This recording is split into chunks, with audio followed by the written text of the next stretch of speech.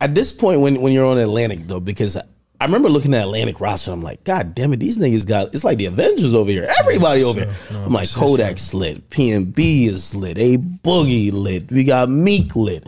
There was just like everybody was over there. Everybody's at Atlantic. I'm wondering on a label perspective during this time for you, is it hard kind of like, you know, making it, well, people might not know that when you're on a label, like labels have someone they call priority. You know, like they got to focus their resources. So if they have, like, say 100% of their either money, their power, their energy, they're gonna allocate it as they base it's the best to get a return on it. Now, when you have a bunch of lit niggas, I would look at it and be like, yo, it might be competitive at that point because all y'all lit, and it's like, everybody wants to be the most pushed artist. You want your label to be the most excited about you. Yeah. Is it tough or easier in that situation? See, I'm not that type of artist, so I can't really speak on that aspect of it. Because I'm more so like, I feel like in music, like it's so much money and so much shit that can happen in music. Like, I'm not no stingy nigga, you feel me? Like, I don't feel like you popping, this girl over here popping, nobody over here popping can stop what I'm doing over here. Because I'm really like that, you feel me? And I got the fans that's really fucking with it. Ain't like it's a gimmick. So it's like, I don't really look at it like that. So, I don't know, like some people really be doing some just like, they don't want motherfuckers to take over, you feel me? They don't want motherfuckers to be like, over them. Or they don't want the label to do this for them. Or they don't want the label to do this for them because I need them to do this for me right now. And I went through that, you feel me? I ain't know it at the time, you feel me? But I'm pretty sure that there was a whole bunch of prioritizing going on around that time, but I was so out there in the streets and in people's faces that shit didn't affect me at the time, you feel me? Yeah. I think everybody had their own, like, they had their wave from like just organic shit that the label's just additive. It's not like they're looking to label like, yo, make me hot. Yeah, because that's really what it was. The label just put me in certain places that I didn't know about, you know what I'm saying? They just let me meet people that I would have never met. Outside of that, I was a ground worker, you feel me? Like I'm on the ground, I'm touching the people, you feel me? Like I'm really like out here in the clubs, in the streets, you could see me, you could feel me, you feel me? I wasn't one of them type of people and I'm still like that. That's why I be saying like I gotta be, have to sometimes remember like, nigga, you famous, you feel me? Like you gotta move a little different. But that just come down to that. Like I don't be pushing for that label shit. Like I wasn't one of those people that was like, yo, focus on me. You know what I'm saying? Focus on me because I already was doing it. Like I already had everything that they was trying to get me to do. Like I was watching the shit that they do for the other artists. Like it's pretty much like was just doing what I was doing. Like, I wasn't really, I ain't had no handbook or nothing, but it just was like, I'm just going off of the vibes and the energy of how everything is flowing. Like even when it came down to the XXL shit, if I wouldn't have been signed, I feel like I still would have got the XXL shit. Cause just the way that I had to wave at that time, XXL was already reaching out to my peoples before we got signed. You know what I'm saying? So it was like, we building these relationships, but I ain't gonna sit here and say that Atlantic didn't help me get in the door with XXL. You know what I'm saying? They made that shit way faster. I ain't had to do nothing. They just walked me right in there, you feel me? Yeah. But at the same time, it's like, I ain't one of those artists that's gonna be like, hating on another artist that if a label doing something for him, like that's just not me.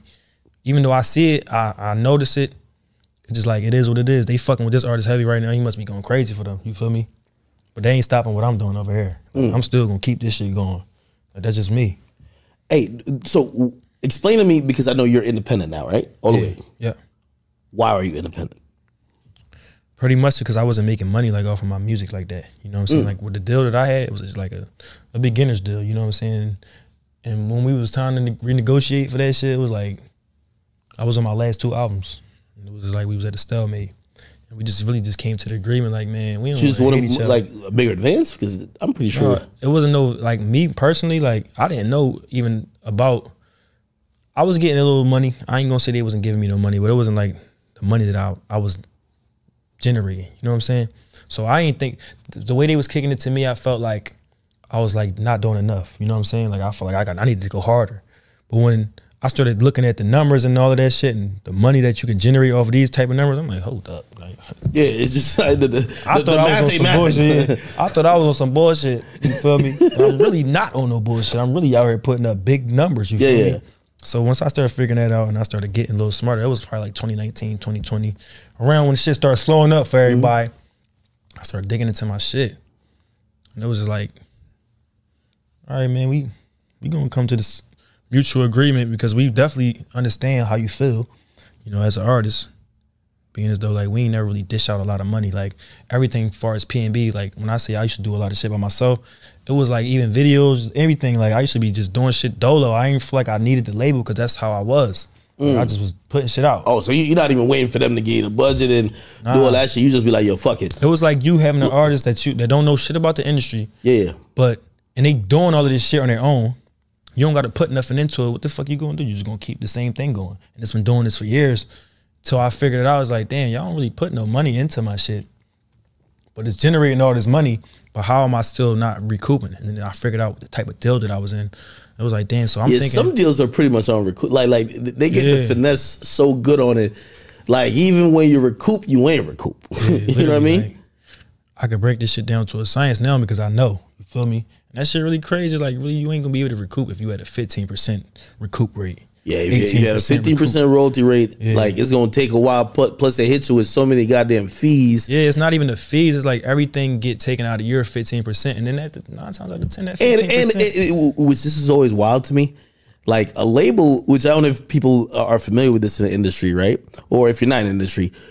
So a label will charge you to pitch your music to a playlist, but if you make it to the playlist, it gets more streams, which gets their 85% paid more.